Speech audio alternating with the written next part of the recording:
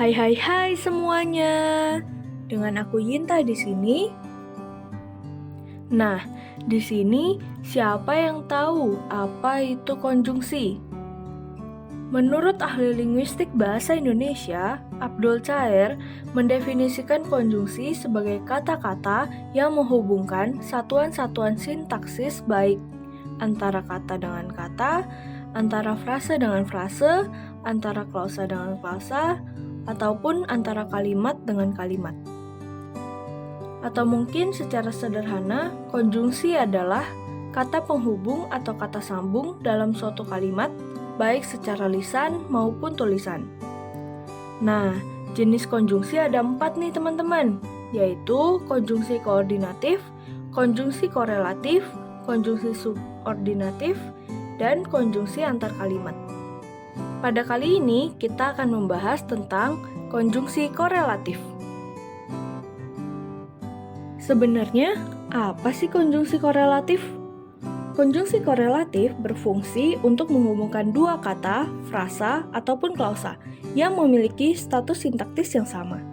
Konjungsi korelatif sendiri terdiri atas dua bagian yang umumnya terpisah satu dengan yang lainnya. Nah, bisa kita lihat nih contoh-contohnya. Yang pertama, ada kata baik dan maupun. Contoh kalimatnya, baik kakak maupun adiknya tidak suka makan sayur. Yang kedua, ada kata demikian dan sehingga. Contoh kalimatnya, mobil di tol berpacu demikian cepat, sehingga sulit untuk ditangkap oleh mata kamera. Yang ketiga, ada kata jangankan dan pun. Contoh kalimatnya, jangankan berdiri, duduk pun ia tak sanggup. Yang keempat, ada kata tidak hanya dan tetapi juga.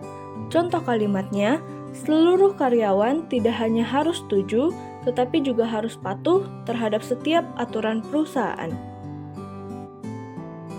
Nah, selanjutnya ada uji diri untuk menguji seberapa paham kita tentang materi yang telah disampaikan. Aku akan memberikan kalian waktu selama 5 detik untuk menjawab pertanyaan berikut ini. Pertanyaan yang pertama.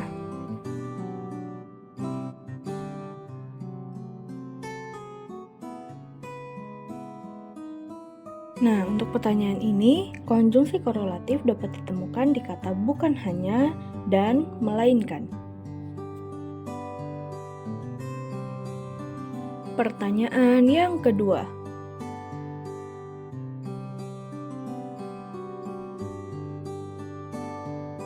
Untuk pertanyaan ini, konjungsi korelatif dapat ditemukan pada kata tidak hanya dan pun. Pertanyaan yang ketiga.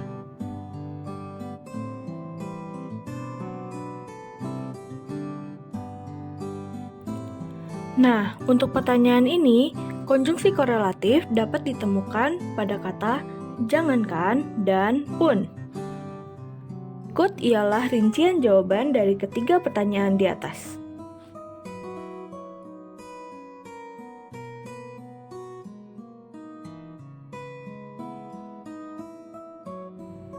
Nah, selesai sudah pembelajaran kita pada kali ini.